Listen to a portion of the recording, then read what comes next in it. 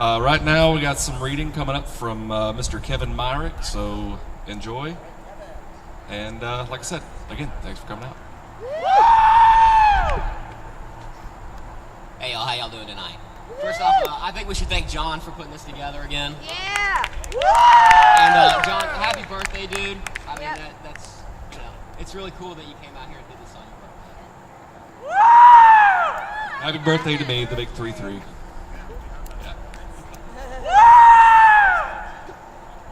Alright, I'm going to keep mine a little bit shorter here so that way we can... Right up on it there. Right. I'll tell you what I'm going to do. I'm better handheld anyhow.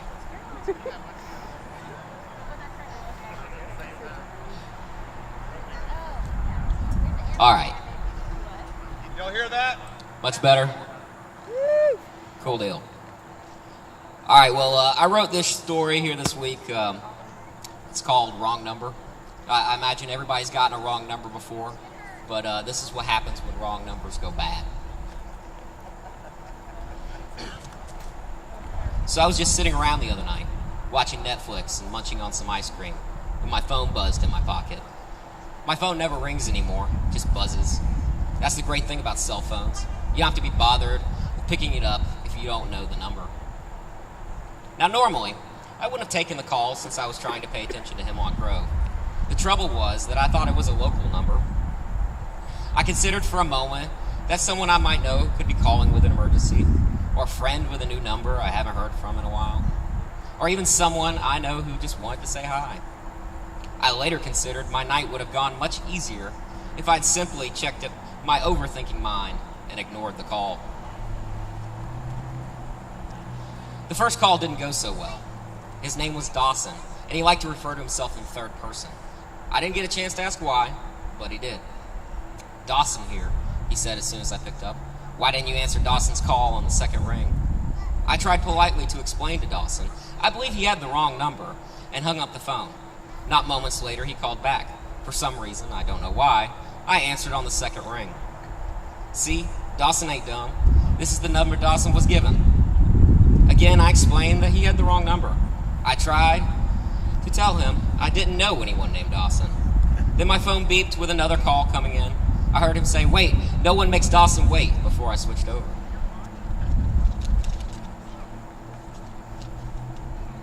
The next person on the phone was someone's mother. She too didn't believe that she had the wrong number. Her baby would never give her the wrong number, and she swore up and down that she dialed right. "Now listen, I don't know who you are, but you just tell my baby that he needs to call his mama right now," she said, and then hung up. I hung up on Dawson right after, not even thinking about it. Not a moment later, my phone went buzzing again on the coffee table in front of me. I huffed and puffed and figured, why not? I'll just pick up again. This time it was a woman. I figured from her tone that she was somebody's girlfriend. Someone must have gotten himself into some pretty hot water, because the torrent of curses that came out of her mouth were worse than anything I'd ever heard before. She never let me speak once to explain that she had dialed wrong. She just called me every name in the book but a child of God and hung up. At this point, I was contemplating whether I should just turn my phone off altogether when, again, it buzzed. Dawson was on the line. "No one hangs up on Dawson. I'm sorry, but I don't know who you think this is," I tried to. One last time, but to no avail. Dawson wasn't hearing any of it. "Where is Dawson's money?" "What?" "Dawson is owed money. Dawson wants it all tonight, or else." It went on like this for a while. On and on and on throughout the night. Gotta love the Staples. Dawson threatened. Dawson cursed too. A couple times he even suggested I might like to meet the business end of his boot. I kept hanging up the phone. I kept answering, not because I was stupid. I could have turned off the phone at any time. I was interested. I was curious. Most of all, I wanted to see what Dawson would do. After about 4 calls, Dawson told me he was coming to get me. Dawson is on his way to get his money. It better be there, or Dawson will have to do something bad. I pleaded with the man to understand. Once again, he dialed wrong. Look, Dawson, you seem like a reasonable guy. I tried. I'm not saying that whoever you're looking for didn't give you what he thought was the right number. I'm just saying that you aren't reaching who you're looking for. Dawson doesn't believe that. Dawson is coming. But where? Where could Dawson go? I thought about doing something, but what would I do? Call the cops? What would I tell a cop? Some guy is calling the wrong number, is threatening me, and I have no idea who he is or where he's going? So I just ignore the thought. Dawson called one last time. He said he could see me talking on the phone, which was incredible since I was inside the house in a room with no windows. Dawson, you're not looking at me, so who are you looking at?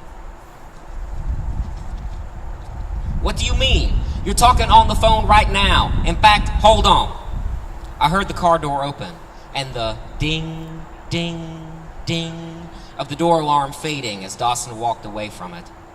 Then I heard a metal clink. Turn around and look Dawson in the face. I heard a gunshot and the phone went dead. I held my phone in my shaking hand and placed it back on the coffee table. If I wasn't dead, I asked myself in shock, then who was? All right, thank you guys. Let's get Kylie up here. Nice, Kevin, man.